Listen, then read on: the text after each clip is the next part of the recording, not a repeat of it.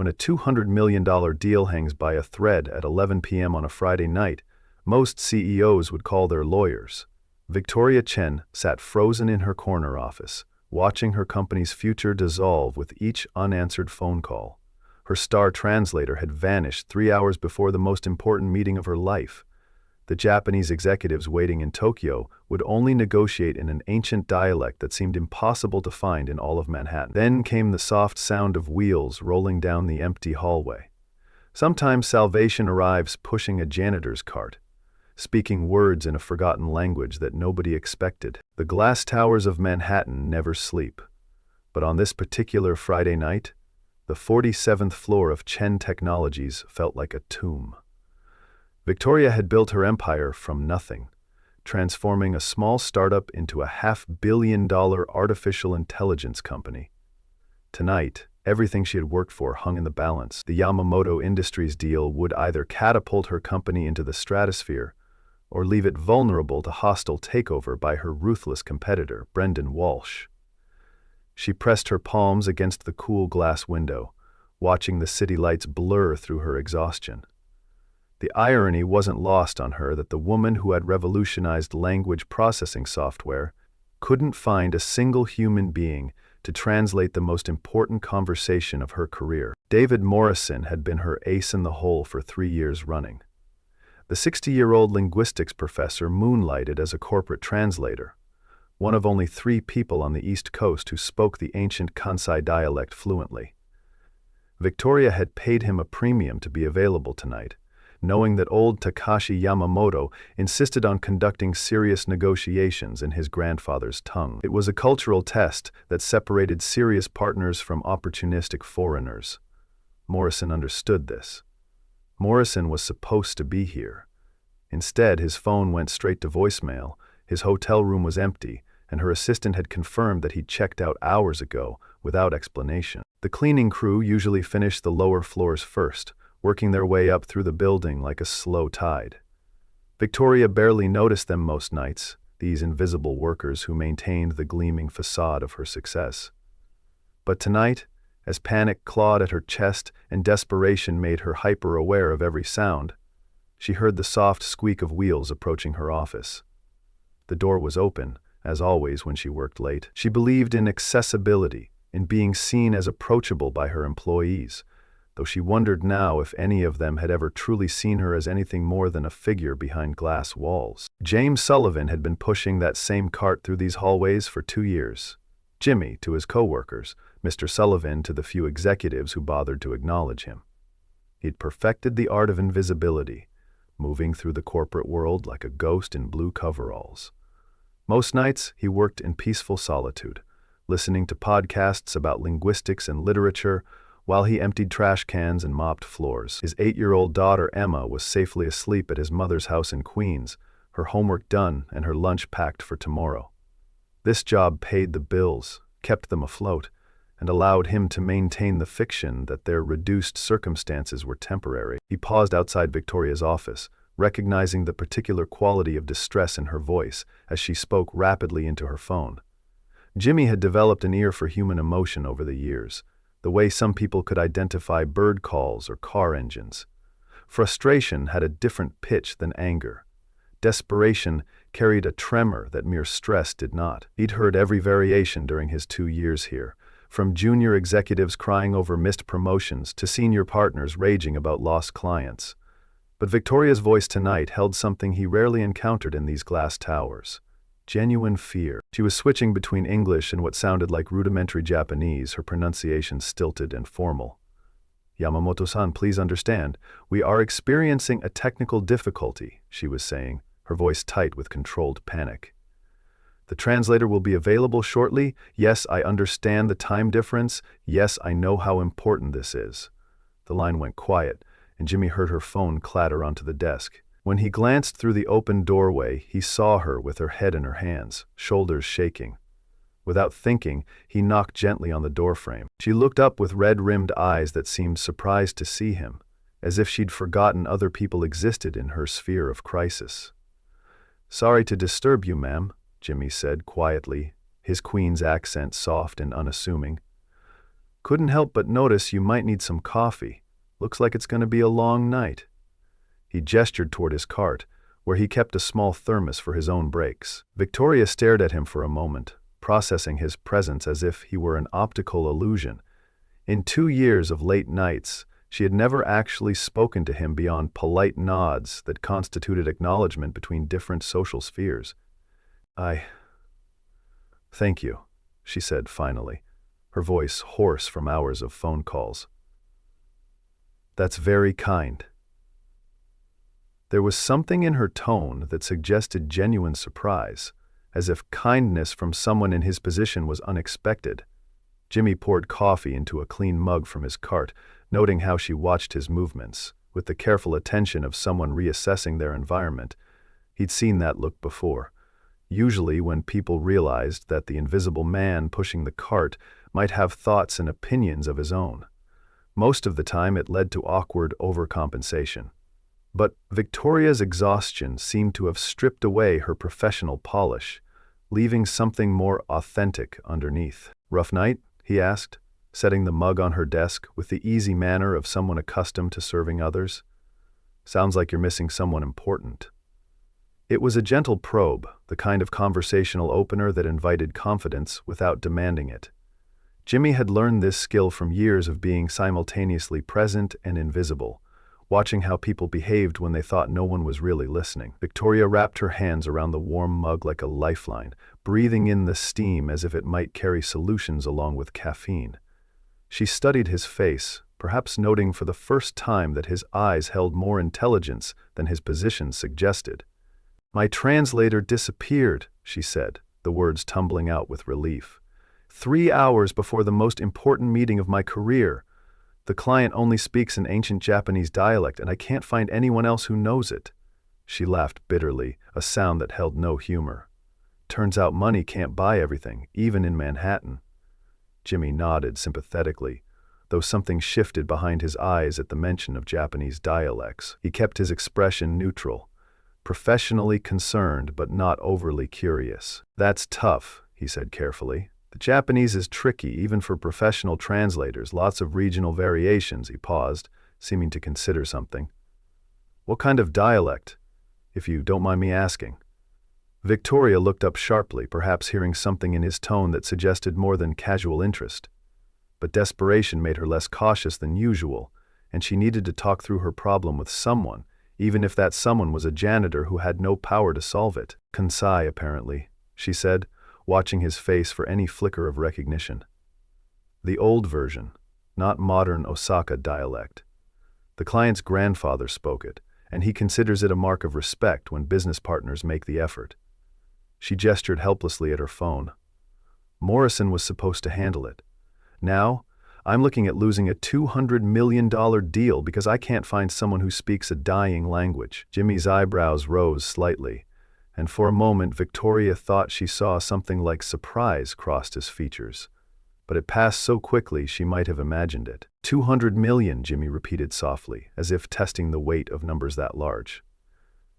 That's a lot riding on words." He moved around her desk, emptying her wastebasket with methodical efficiency, but Victoria noticed that his movement seemed less automatic now, as if part of his attention was focused elsewhere. "You tried the universities? Sometimes the language departments have graduate students who specialize in historical dialects." It was a reasonable suggestion, delivered in the same helpful tone he might use to recommend a good restaurant. "Called them all," Victoria said wearily. "Columbia, NYU, even Princeton. Anyone who might know it is either out of town, unavailable, or booked solid." She rubbed her temples, feeling the beginnings of a tension headache. "I'm starting to think Morrison was my only option, which makes his disappearance even more suspicious." She glanced up at Jimmy, noting how he paused at the mention of Columbia. "My competitor would love to see this deal fall through. Brendan Walsh plays dirty when he wants something."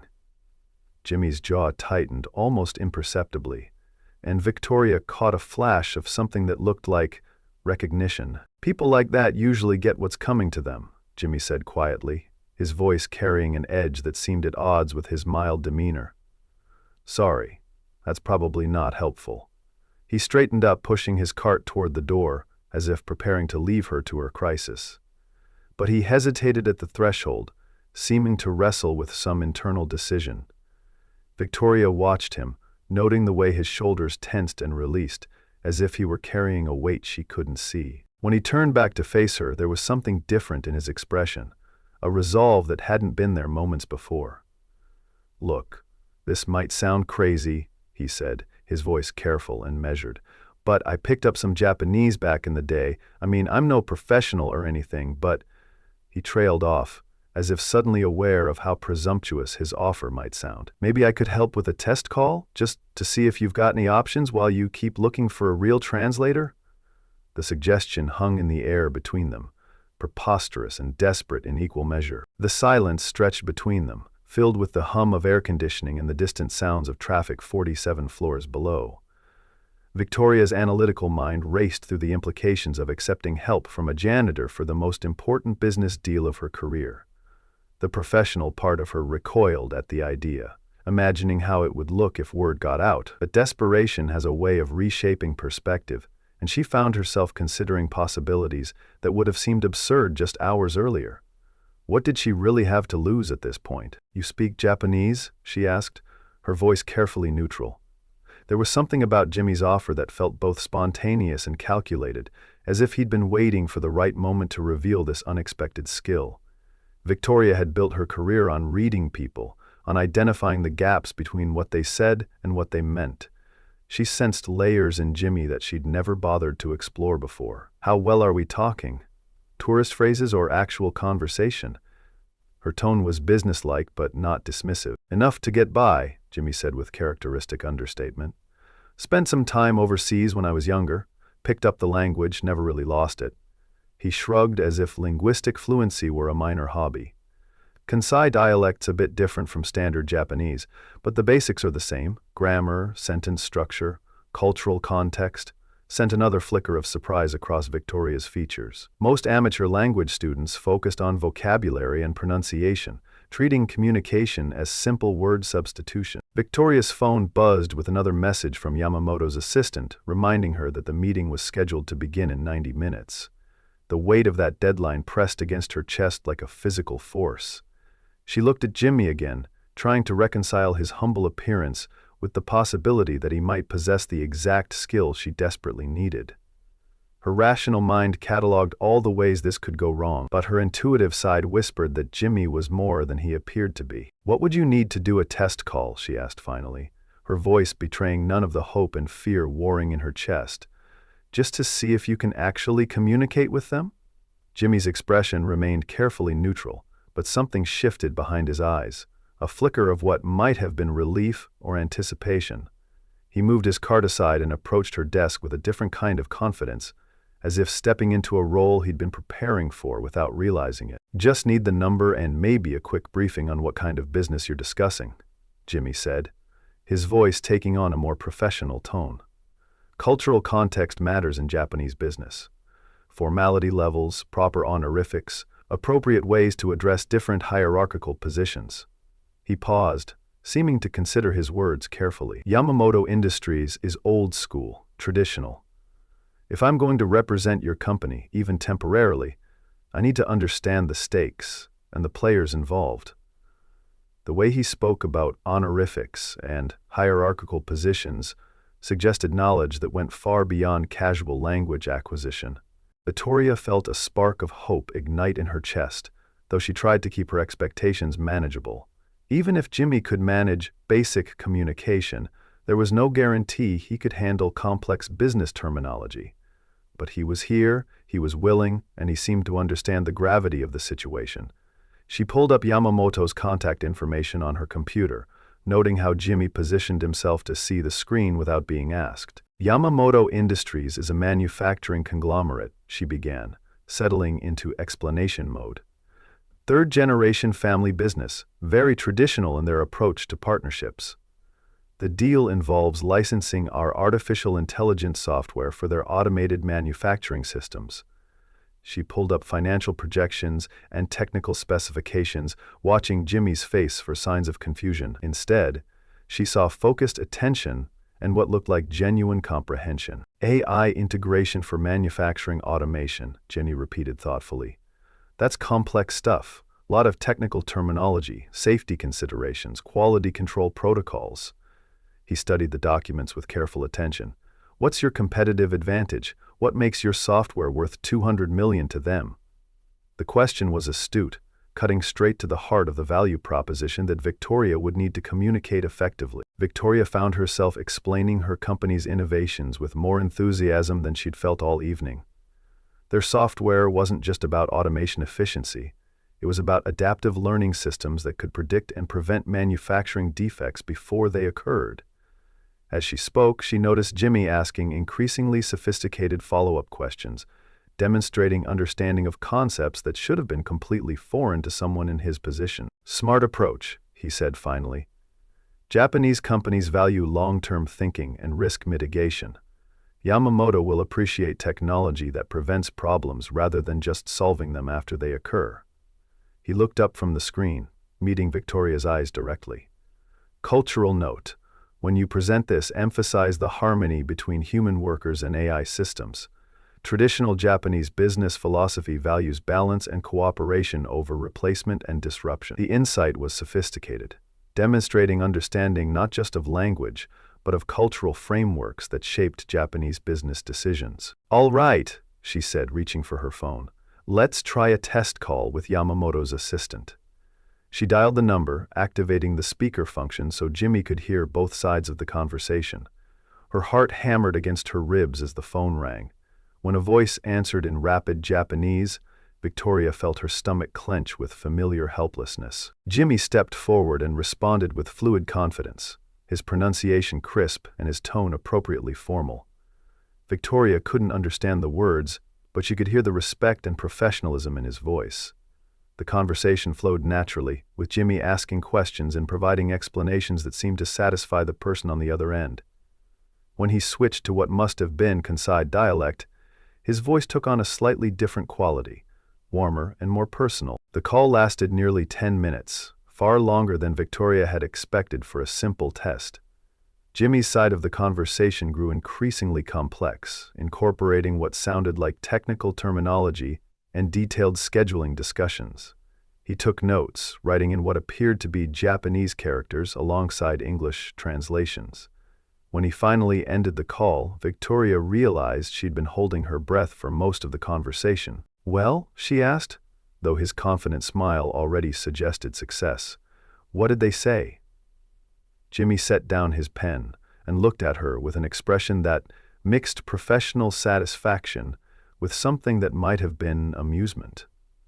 There was a different quality to his presence now, as if the phone call had allowed him to shed some protective layer of invisibility. "They're ready when you are," Jimmy said simply. "I explained the situation with your regular translator, told them you had backup language support available. They appreciated the honesty." He gestured to his notes. "Yamamoto-san himself will be joining the call, along with 2 senior executives and their technical team.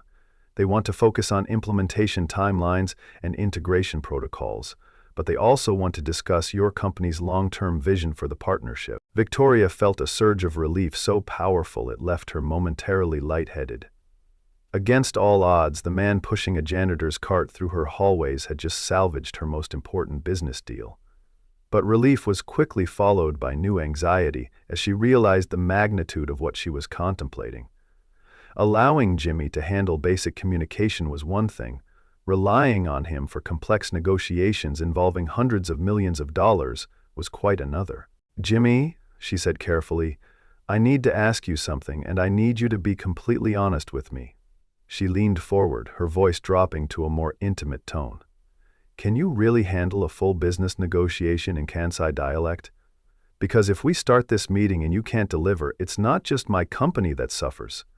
Yamamoto Industries will lose face, and that's something they don't forgive." The warning was delivered without accusation, but with the gravity of someone who understood the cultural implications of failure. Jimmy met her gaze steadily, and for a moment, Victoria glimpsed something in his eyes that reminded her of her own reflection during crucial board meetings.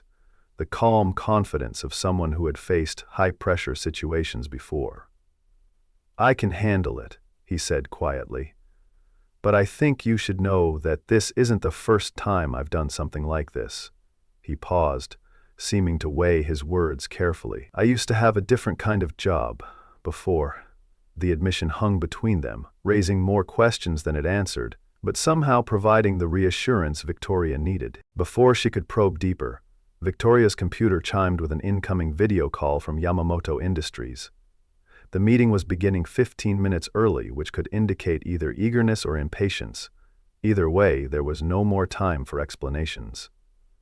Victoria looked at Jimmy, noting how he straightened his shoulders and assumed a more formal posture, as if preparing for a performance he'd given many times before. "Ready?" she asked, her finger hovering over the accept button. Jimmy nodded, moving to position himself where the camera could capture both of them.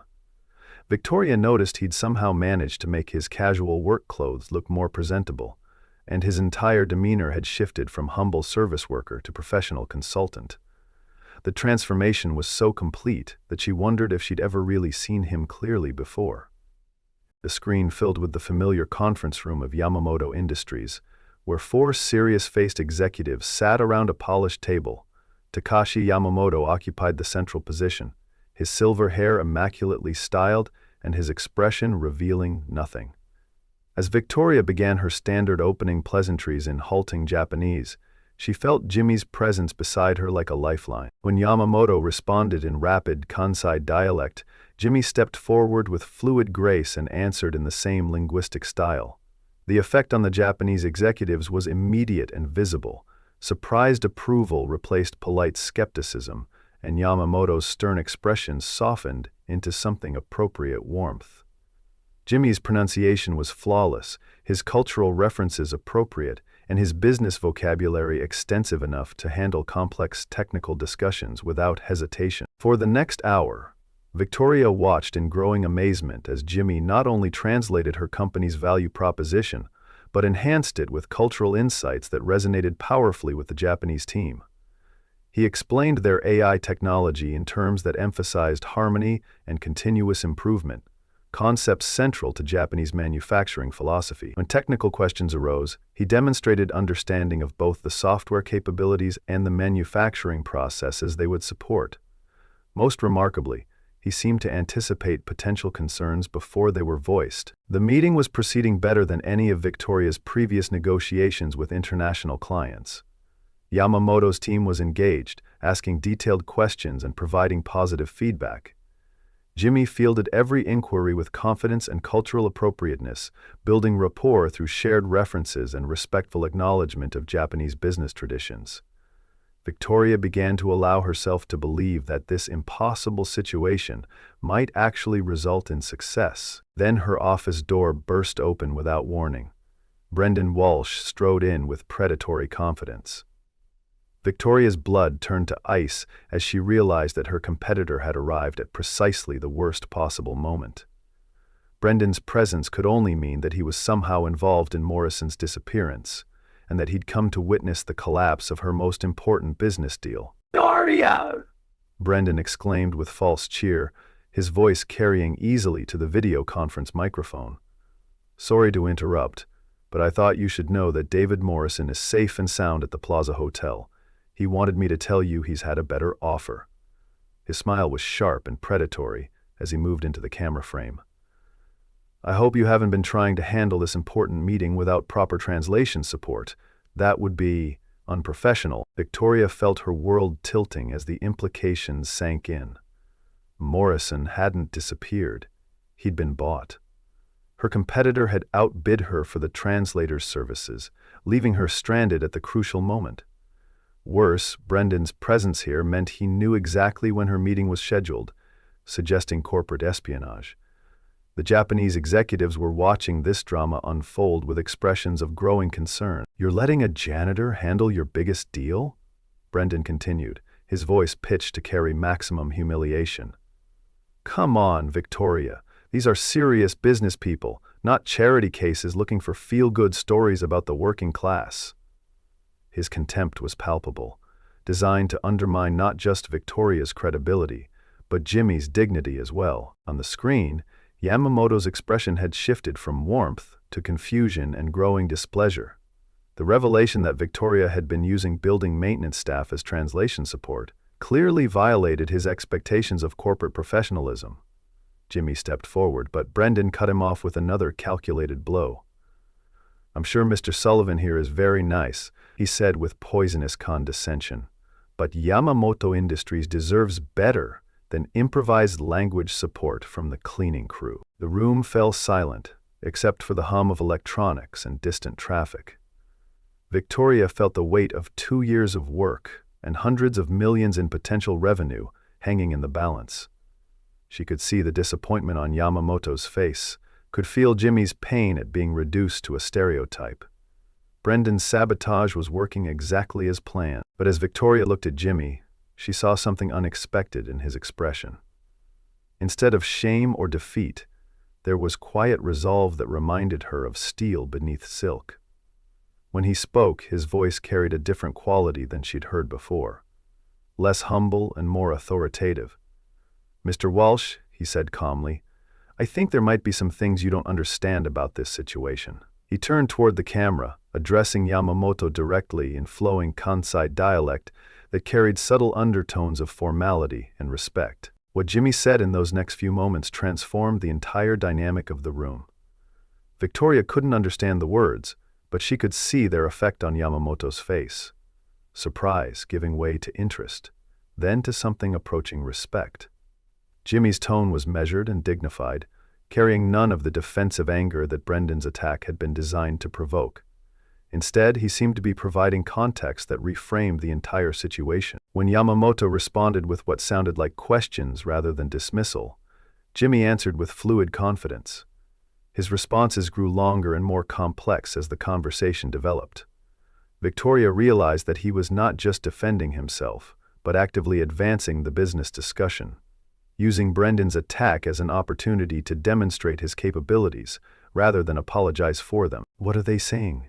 Victoria asked quietly. Jimmy glanced at her briefly, his expression reassuring. "Mr. Yamamoto is asking about my background and qualifications," he said simply. "I'm explaining that sometimes the most valuable resources are hidden in unexpected places." He returned his attention to the screen, where Yamamoto was nodding thoughtfully. The next exchange lasted several minutes, with Jimmy providing what seemed to be detailed answers about his experience. Victoria noticed that his posture had changed completely. He now carried himself with the confidence of someone accustomed to being taken seriously in professional settings. Whatever he was telling Yamamoto, it was having a positive effect. Brendan was growing visibly agitated as he realized his sabotage wasn't producing the desired results. "This is ridiculous," he interrupted. "You can't seriously be considering doing business with someone who uses building maintenance staff for critical negotiations?" He moved closer to the camera. "Yamamoto-san, my company has proper resources, professional translators, and established protocols." The effect of Brendan's interruption was immediate and negative, but not in the way he intended. Yamamoto's face darkened with displeasure, not at Jimmy's presence but at Brendan's rudeness and cultural insensitivity. Jimmy translated Brendan's words, but Victoria could hear the subtle changes in tone that transformed aggressive dismissal into polite disagreement. When Yamamoto responded, his voice carried cool authority. Jimmy's reply was brief and respectful, but Victoria could see satisfaction in his expression. "What did he say?" Brendan demanded. Jimmy looked at him with calm professionalism. "Mr. Yamamoto said that true partnerships are built on respect and understanding, not just resources and protocols," Jimmy translated. "He said that anyone who interrupts business meetings without invitation demonstrates poor character." The words were delivered without malice, but their impact on Brendan was devastating. Victoria felt a surge of hope as she realized that Brendan's attack had backfired spectacularly. Instead of undermining Jimmy's credibility, his cultural insensitivity had strengthened the bond between Jimmy and the Japanese executives. Yamamoto was now addressing Jimmy as an equal, their conversation flowing with ease of mutual respect. For the next 30 minutes, Jimmy conducted negotiations with skill that left Victoria speechless. He didn't just translate her company's proposals, he enhanced them, with cultural insights that made them irresistible to the Japanese mindset. When technical questions arose, he demonstrated deep understanding of both AI principles and manufacturing processes. The deal that emerged exceeded her wildest expectations, $250 million, 25% more than her original proposal. When the call ended with formal expressions of mutual respect, Victoria sat in stunned silence. Jimmy had not just saved her deal, he'd transformed it into something beyond her imagination. Brendan stood frozen in the corner, his face pale with realization that his sabotage had achieved the opposite of its intended effect. "How?" Victoria asked finally. "Who are you really?" Jimmy's smile was gentle but tinged with sadness. He sat down across from her desk, his posture now fully that of an equal. "My name is James Sullivan," he said formally. "Until 3 years ago, I was professor of comparative linguistics at Columbia University. I specialized in East Asian languages and cross-cultural business communication." The revelation hit Victoria like a physical blow. "What happened?" she asked, though she dreaded the answer. "I was accused of plagiarism," Jimmy said quietly. "A colleague claimed I'd stolen research for my book. The evidence was fabricated, but it destroyed my reputation. The stress triggered my wife Sarah's heart condition. She died while I was fighting to clear my name." Victoria felt her throat tighten with sympathy. "Did you ever prove your innocence?" Jimmy's smile was bitter, but not self-pitying. "Eventually, yes, but by then it was too late. I had a dead wife and a daughter to support. This job keeps Emma and me afloat while I figure out what comes next." Brendan had been listening with growing alarm. "This is all very touching," he said with forced bravado, "but it doesn't change the fact that you've been deceiving your clients." Victoria turned toward him with an expression that could have frozen steel. "Deceiving clients? You mean like buying off my translator to sabotage a business deal?" Her voice grew sharper. "I think we need to discuss corporate espionage. Don't you think, Brendan?" The color drained from Brendan's face as he realized his tactical error. Security arrived and escorted him from the building, while Victoria turned her attention back to Jimmy. "I want to offer you a position with my company," she said. "Director of International Relations, with a salary commensurate with your experience." Jimmy's acceptance was measured but genuine, establishing boundaries while acknowledging the opportunity. 3 months later, his corner office displayed certificates from clients in 7 countries. On Sunday mornings, he brought Emma to work while Victoria stopped by with coffee and pastries, finding that success felt less lonely when shared with people who understood both achievement and struggle. The morning light streaming through the windows illuminated possibilities rather than problems, transforming the Manhattan skyline into a symbol of opportunity rather than isolation. In quiet moments of recognition and possibility, Victoria had learned that the most valuable resources often came disguised as ordinary ones, waiting for someone with wisdom enough to truly see them.